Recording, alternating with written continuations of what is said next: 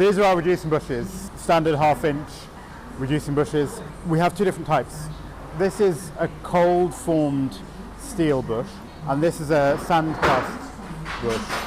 And you can see the difference in texture. And they're made with two different processes. We start with a billet, like a little cylinder of steel, and we smash it into 6 different molds until at the end it comes out looking similar to this, and then it's machined to add the threads, the female thread and the male thread, and these ridges on the back which help to form a good seal.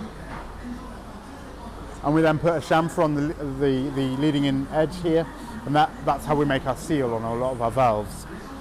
And it's the same whether it's made of cast iron or whether it's made of steel, and the reason we have two suppliers, two different methods, is for resilience. We were hit pretty hard recently with supply chain issues when steel went through the roof, and so we now have two suppliers, both in the UK, in the Midlands, and we're able to choose which one we go to according to make sure there are no delays.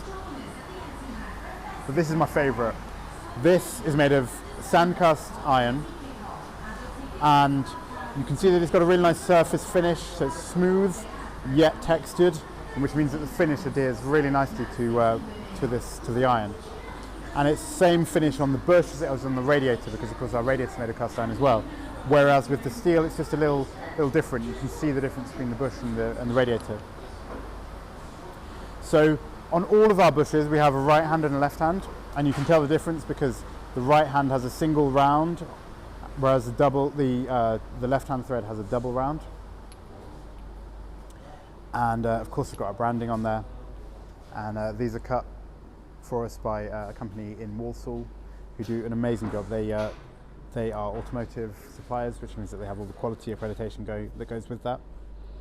And again, we've got our